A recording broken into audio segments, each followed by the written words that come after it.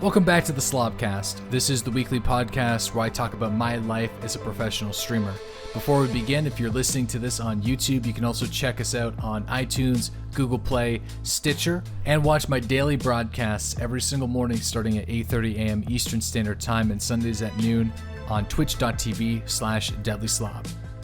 And before we begin this week's episode, I just want to remind everybody, if you have any questions about streaming or anything at all that you want to ask me, you can do it in the YouTube comment section, during my live streams, on Twitter, or even send me an email. And I want to also thank each and every one of you guys that have been coming around to my Twitch channel, saying thank you, telling your friends about the podcast, and really spreading word. It's been about 45 days now-ish, give or take, since I started the podcast. We're moving on to episode 7, and I do think it's a great way for me to communicate with you guys, not even just my community, but people that want to become broadcasters and have an honest discussion about how to do that, and then also to try my best to, I guess, quell any misconceptions, because I find there's so many misconceptions about broadcasting out there, especially when it comes to people that think it's just so easy, and then they dive very deep or they invest too much of their money or time into it, only to find themselves in a deep dark hole of despair because they've just gotten themselves into a situation that it's very difficult to get out of, most likely financially, or losing friends, or unable to balance their social life, or putting away their education because they want to pursue a dream that they know very little about. So this is what this podcast is for, is to inform people that actually want to dive in and become streamers, those that are interested in behind the scenes of broadcasting, and for me to try to explain to people that it might not be as easy as you think. But with anything in life, if you go after it and you do your best day in and day out with good discipline and hard work over long periods of time, you will see success and growth. If you just kind of stream every now and again, you're not super disciplined, but you really want to take it seriously, you're probably not going to get anywhere, right? So it's all about that hard work, and that's just not for anything in broadcasting. That's like a life lesson that you can take. Anything at all. If you want to get better at something, I call it a battle of attrition, basically. You want to be there and you want to repeat it as often as you possibly can in a schedule, or just put as many possible hours into that hobby or that game or whatever you're trying to do. That's just the way the human brain works. Repetitive action over and over and over again for thousands and thousands of hours. I was once on a plane with a photographer that worked for National Geographic. And I was flying home from British Columbia after a business meeting when I used to work with a YouTube network called TGN and Broadband TV. And I was sitting next to him, and we were talking about what we do for a living. And I was at the time, I was a head of content acquisition, so I managed sales teams that sold YouTube services and advertisements as a package deal, as a partnership, basically. So very different, well, kind of similar to what I'm doing now, but obviously like I'm the content creator now, not the salesperson, not the service provider. And he was talking to me about, his life and his journey as a professional photographer. And this is a very common saying, but it's always stuck with me because at this point in time, I mean, I would have been early 20s. So I never really heard this said before, but it's a philosophy that I really kind of hold closely to my chest, and that is you're not good at anything until you have at least 10,000 hours in it. So if you're going around calling yourself a professional, but you don't even have 10,000 hours in that hobby, you're not a professional, because somebody out there is working harder than you and has put more time and dedication and has more knowledge about the subject. So you need to constantly strive to do better and never become complacent. And that's something that we all need to do. I mean, that's something that I need to work on as well. Complacency in broadcasting can be a real problem. And that problem can lead to dips in your growth or plateaus or negative growth. And there could be a whole lot of things that contribute to that. Sometimes it might be out of your control, but it's how you deal with it mentally or how you mitigate it with hard work. And that's going to segue into the first topic of today's podcast, which is the subscription dip and watching statistics and how it affects your mind. It's a mental game. Most of you guys have probably heard me talk about this before, either in this podcast or during my live stream, or you've heard it from other broadcasters, because I would say this topic is the most common. If you ever go to somebody who's talking about, their like streaming life or professional life as a broadcaster, or any beginner's guides or beginner's tips to streaming, you always hear, don't watch your view count. That's like the number one goal in broadcasting, because when you watch your view count, it affects your mind. It's a mental game, and it's something that you need to practice, because even I get affected by it. To this day, if I take a little sneak peek at it, it can affect me, because if you're not performing on average, or if you're running a broadcast and it's below average, your mind's immediately like, okay, what's going wrong? There has to be something wrong with this. It could just be a fluke, like could just be a bunch of people that were unable to make your stream that day and will be there the next day. But your mind plays games on you, and it makes you think or feel that you're failing. Whenever you're a new broadcaster, you might see 0 viewers in your dashboard, right? That happens to a lot of people. That's a mental game, because the only way you're going to grow on Twitch is if you act, and again, I don't want to be specific to Twitch, any live streaming platform, and that goes for YouTube videos, is if you act like you have an audience that is already listening to you actively. You want to act like a big broadcaster from the start. That's why in last week's podcast, I mentioned the fact that you need to go around, and the first thing that you need to do is to create videos at the same quality as your competitors, the same people that are in your category. That's audio and video. How you edit your videos is up to you, but you want to make sure that your watch quality is up to par at the very least. People are watching and able to enjoy your videos just as much as somebody else's. And you're probably thinking, well, yeah, that's for every new broadcaster. I mean, everyone experiences that. You can hide how many people are watching you. Twitch does a very good job inside the dashboard. You can enable or disable any statistic that you want. And in fact, I recommend just disabling all of it, because it does affect your mood or the vibe of the stream. That vibe is so important. It's such a weird thing. It's almost like, it's kind of like, it's hard to explain exactly what a vibe is. I guess it's just your overall attitude. And if you're having a really good time, and you're kind of distracted because you're just entertaining the stream, and you think you're just killing it, and you take a little peek over and you realize there's one person watching you. You know what? That's going to immediately affect the mood of the broadcast. You're going to see that, and deep down, you're going to be a little bit disappointed. And that's why most people recommend that you don't, because the moment that another person, a random viewer, stops by your broadcast and you're killing it and you're entertaining and you're holding a good audience, or at least you're maintaining their attention, and you possibly gain a follow, that's what you want, right? You want to be a positive and entertaining person on broadcast. Now, you might think that as you get bigger on Twitch, you're getting 10, 20, 30, 40, 100, 200, 300, 500, 1,000, 2,000 viewers, that this mind game goes away. But I hate to tell you this, it doesn't. And this week, I started experiencing some of this mental mind games. And I talked a little bit about this to my team, to Cotton, a few other broadcasters, and they also experienced the same thing. And it's a fight. You have to fight it. And that's with subscription dip and watching statistics and how it affects you during your stream. So with Twitch Prime, when they introduced it, it allows anybody to subscribe to a channel of their choice for 30 days, but they are unable to auto-renew that subscription. So what ended up happening was you have hundreds, if not thousands, of new people that are able to subscribe to Twitch channels without any additional cost to them. So automatically that increased the amount of subscriptions that everybody had on Twitch by a large percentage. Like, I would say that at least 40 to 50% of my subscribers right now are Prime subs. That means that half of my subscriptions are not auto-renewing on a monthly basis. So why is this important?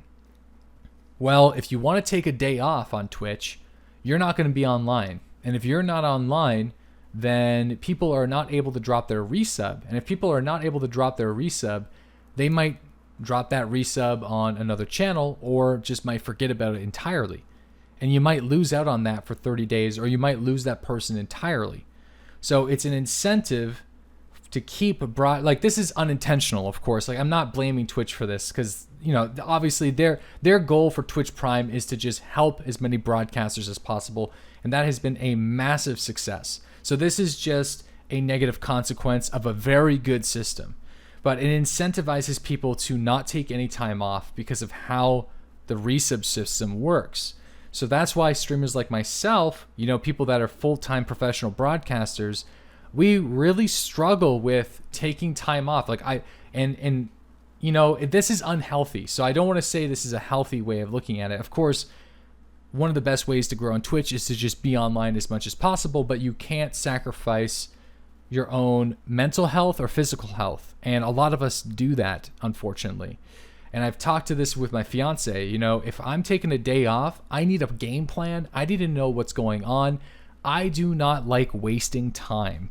And sometimes it's good to just, like, and this is, I'm almost giving myself a pep talk here, so not just you guys that are listening, or like, but, you know, sometimes it's good to take a minute and just do nothing and let your mind relax. And that's something that I really struggle with. So anyway, so the subscription dip, when I don't stream for a day, I can lose over 100 subscribers. That's hundreds of dollars in revenue on a monthly basis. So, and I've talked about this before. If I take a day off, it takes me about 4 or 5 days to recover from a single day. But what if you don't take a day off and you still get that subscription dip for whatever reason? Maybe a month ago you had a crazy sub train, or something special happened, like it was your birthday or some special event, or a patch drops in your favorite game and you're the one covering it and you're in the top slot. The next month you're really far ahead, and then the next day you're really far behind, and that can really mess with you. What's important, though, is this is not the first time. I mean, this isn't the first time it's happened to me. It's essentially a bump in the road. And almost every single time I've ever had a bump in the road, it gets better in months down the road. The more time, the more disciplined I am with my schedule, the more videos that I upload, the more reach that I have. And if you're in a similar situation where you get really bummed out, it's just a bump in the road. And as long as you don't let it win, as long as you fight back and you don't let it get you down, then you have nothing to worry about. Today on my stream, I actually made an analogy, and some people really liked it. And I actually was talking to Shelby about this the other day, and it's like broadcasting for a living. You're in a boat and you're surrounding a whirlpool. And every single time that you have a little bit of an upset, you're trying hard to not get closer and closer to the center of the whirlpool. You don't want to go down the rabbit hole, because mentally, every single time you have a bump in the road, it edges you closer and closer to that breaking point. And it can really compound. And the more that you have a bad time, the more it's going to affect the vibe of your broadcast. You're going to become more negative. You're going to start to place blame on your viewers, and possibly even other streamers too, for stealing subscribers or being in your time slot, or, you know, not giving you the opportunities that you deserve. You know what I mean? So, and every single time that happens, you bump closer and closer and closer to the center of the whirlpool before you can't fucking get out. And it's just a bad negative cycle. So try to stay out of the whirlpool whenever you have a bump in the road, which will inevitably happen with streaming or life. Do yourself a favor and just relax and realize things will get better, or think strategically on how you can get yourself out of that hole in a positive way without beating yourself up too much to the point where you basically put yourself into a depression. That happens a lot. You might think it doesn't, but it happens a lot on Twitch, and it causes streamer burnout. I had a whole podcast talking about preventing burnout when it comes to streaming, and that is one of the things that causes burnout, is that subscription, that little number that really drives you to be successful, but also kicks your ass when it's down, right? It affects you. That goes for everything. I mean, I personally, I don't keep track of followers, but I still say it today, man. Follower count is one of the most important aspects of Twitch because you want to get as many people following you as possible. And sometimes people have daily follow goals. If they don't meet those goals, they're going to beat themselves up over it. I think it's important though, like it's in a way, you have to be a little bit hard on yourself though to keep yourself self-disciplined and motivated for any like entrepreneurship or self-employment. It's like you have to be your own boss and you have to kick your own ass sometimes. You just need to know your limits. Sometimes I don't know my limits. Sometimes I'm way too hard on myself with this stuff too. Like if I miss a day or if I'm behind, I motivate myself to work extra hard. And I don't want to become too complacent, right? I don't want to sit down and do nothing and let this bump in the road cause such a, I don't know, negative drop in my performance. So that's one thing that never changes. I mean, there's obviously some streamers out there that do not let this bother them at all. And those guys are beasts. And they got something that others don't. But for some of us, statistics really matter, and keeping an eye on it can affect your mood. And all I'm saying is, bump in the road. You'll have good days and bad days, and don't let it get you down. So that was one of the big topics for today that I wanted to talk about, just because it's something that's happening actively here in my community.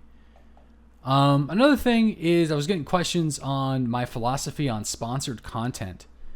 I have a very ass backwards way of looking at this because I don't think it's right, but it's still the way I look at it. So maybe you guys in the comments can correct me if I'm wrong, or maybe make any suggestions on how I can change my mindset on this.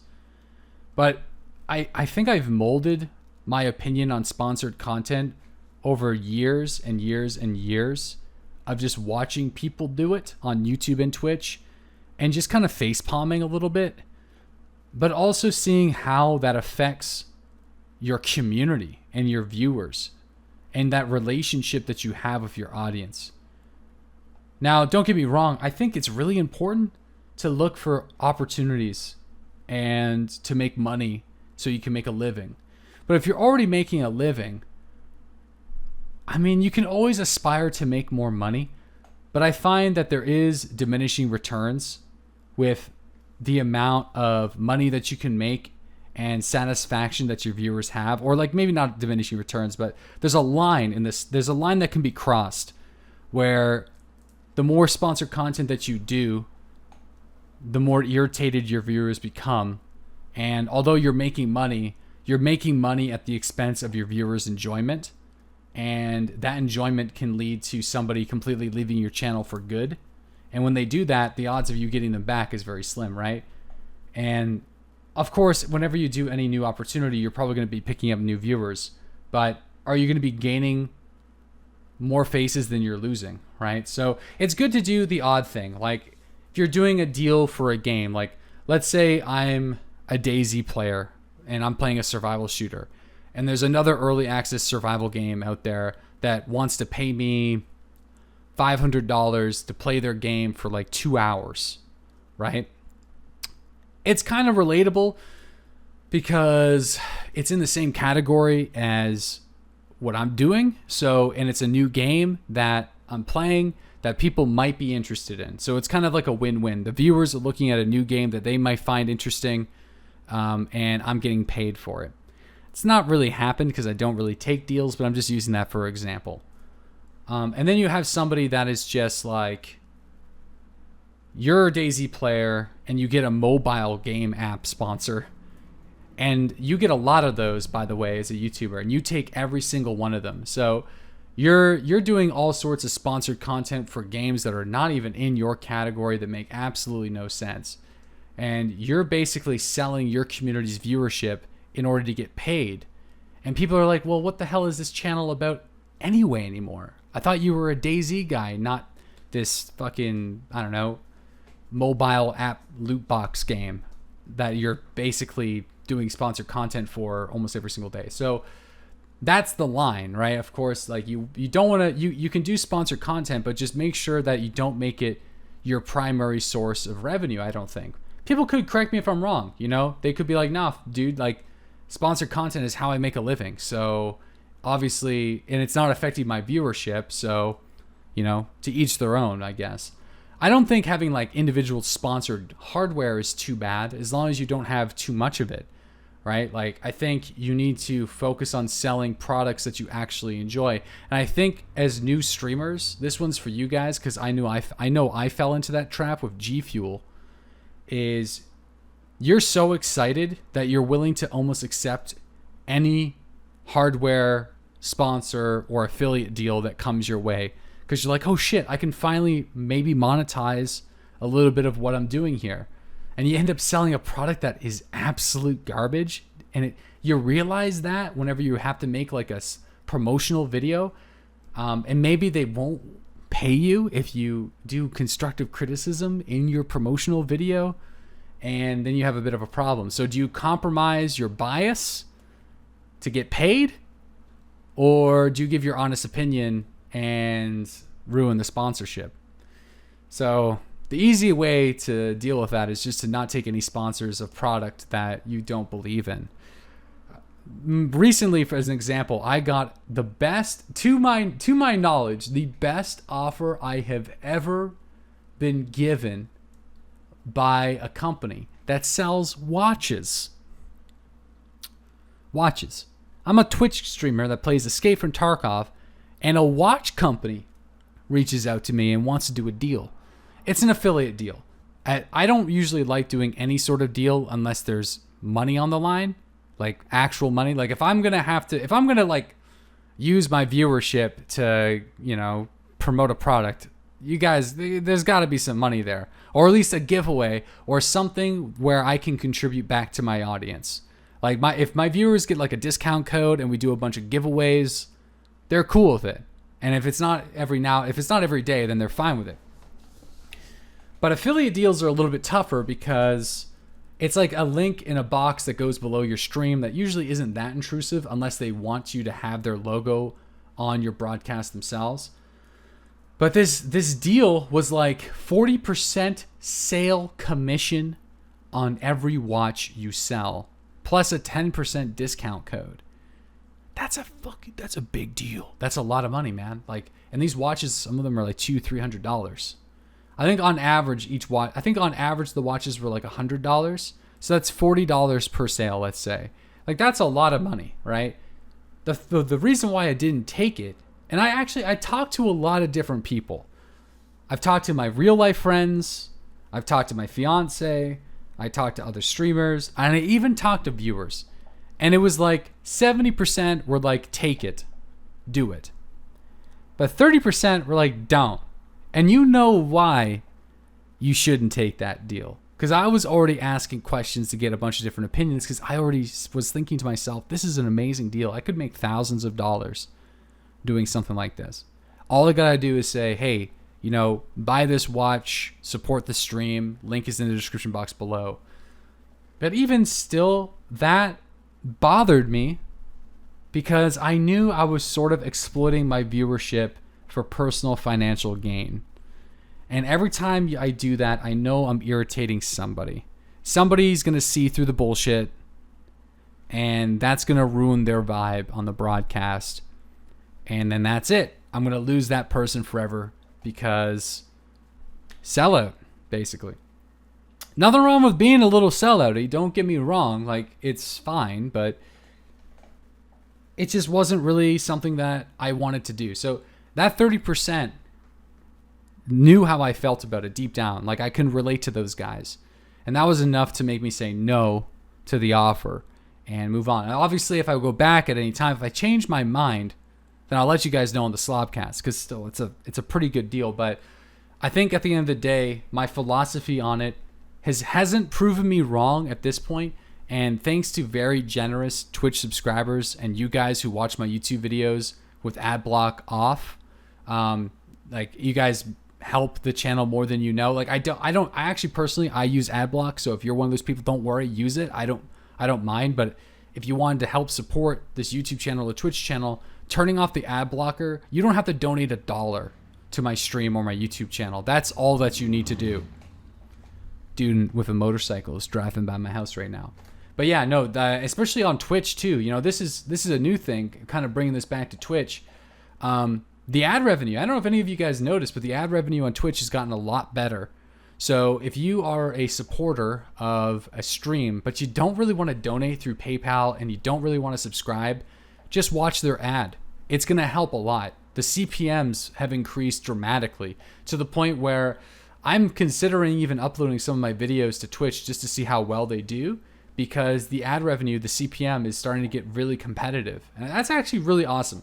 When the ad revenue on a website starts to really increase in their payouts, it's a really healthy environment, and it's going to encourage people to expand their setups, to invest more into their broadcasts, and full-time broadcasters are going to become more sustainable. So that's something that I've noticed recently. Ad revenue is getting a lot better. It's a great way to support channels. The last topic that I wanted to talk about today was recommended to me by Veritas Gaming on my Twitch channel. He actually came in, was like, hey man, I love the SLOBCAST. It's very helpful, very informative to somebody that's interested in streaming. But I got a question on how to generate traffic and increase discoverability. Generating traffic and increasing discoverability. I think I may have talked about this in episode 2. So a little bit, I think the entire episode was very dedicated to something like this. So I recommend that maybe going back and watching that if you're interested in this topic would be recommended. But generating traffic is simple in theory and difficult in practice. So there's a number of ways that you can do it. It's basically search engine optimization or optimization of your social platforms. So first off, you got a Twitch channel. How are you going to promote that Twitch channel? You want to make a YouTube channel that you upload highlights, clips, and edited content as much as you can on a regular basis. I think by now you know that. You want to pair your Twitch channel and YouTube channel together and promote each other equally. On YouTube, let people know about your stream. On stream, let people know about your YouTube. For me, I also have a Twitter account, and Twitter is really awesome for connecting with game developers, early access games, your viewers, and other streamers. There's like people usually say slip into the DMs, like you're slipping into the DMs. Well, you can reach out and collaborate with other broadcasters through Twitch DMs or Twitter DMs. It's like Twitter in this industry is by far the way to communicate with other people that you might not have contact details with. When you have their contact details, Discord might be a little bit better, or email, but Twitter is like the public way of getting someone's attention. From there, you can expand it even more. That's where I kind of stop because I'm a bit of a social media noob. But the more you do, the more discoverable you'll become. So getting an Instagram account and starting to post, pictures, videos, your feed there, possibly even a Snapchat, but I think everyone's on Instagram now. Creating a Facebook channel or Facebook web page with all your information about your broadcasts, so you can basically send messages to your community, let people know when you're going to be streaming, embed your YouTube videos that you're uploading. That pretty much everything that you're doing, you also want to do on Facebook as well. And on Twitch, I think one of the best ways of getting your name out there is participating in other Twitch communities without begging for views or anything like that. Just hanging out with other people in your category so they know who you are. And whenever they see you live, you might actually get a host, or you can build up that relationship with that person and possibly collaborate with them and get on their stream and introduce yourself. And whenever you're doing a collaboration, make sure you're on your A game. You're doing as best as you possibly can. Don't be super like self-promoty, but at the end of the collaboration, just be like, hey guys, I'm here anytime you want. This is my channel name. The person that you're doing the collaboration with should be generous enough to mention that already. But if they don't do that, then don't be modest. Just say, hey, you can find me at these times here and here. Collaborating is a mutually beneficial way of promoting content to each other's communities. So make sure you take advantage of that. That would be what I would recommend. Like discoverability, to increase your way of being discovered, is to be on as many platforms as possible. so you can expand your reach as far as you can, right? So that's what you got to work on. That's my idea anyway. Try it out, see what it's like. Don't just try it out for a week. Commit to it for a few months and then see if it's working for you. And if it's not, well, I don't know. That's all I can really recommend. I don't think there's really any way. There's a lot of like gimmicky websites like follow for follow or like, you know, things like that. You don't want to do any of that. You know, of course, I'm sure that you know that, but you want to stay away from anything that kind of feels wrong. You know, if it seems too good to be true, it most likely is, right? So you want to stay away from anything like that. I would stay away from any promotional service providers for Twitch or YouTube as well. Most of those companies are scams. If any MCN out there or any like network is promising you promotion on their social media or promising you collaborations with other YouTubers, it's not organic. It's not going to work. People don't want to do that. They're only doing it because they're being paid to do it, and that's just not going to feel authentic. It's like the most bullshit thing you can ever hear. It's like, oh, if you join our network, we're going to make sure that we promote you on all of our social media and all of our... No one's going to... Like, they might do that, but like it's really... in that sense, those service providers, who are following those service providers, the people that are already subscribed to that service provider, right? Those guys want to grow and only want to grow. They don't have an organic audience or viewership that actually wants to discover who you are. They're only people that are in that circle are self-serving. So you're only going to get that type of environment. You want organic discoverability. So avoid those types of schemes, I guess. Well, I've been talking for about 30 minutes and I got to get going because it's the weekend and the weather is nice here on PEI. So I want to thank each and every one of you for listening. Thank you so much for subscribing to the SLOBCAST on iTunes, Google Play, Stitcher, or on YouTube, as well as my subscribers and supporters on my Twitch broadcast, twitch.tv/deadlyslob. If you guys have any questions or if you have any topic ideas for next week, do so on the YouTube comment section during my live stream. Send me a tweet, send me an email. My email is on my Twitter account if you want to reach out to me privately for whatever reason. And have a great week, everybody. I'll see you next time.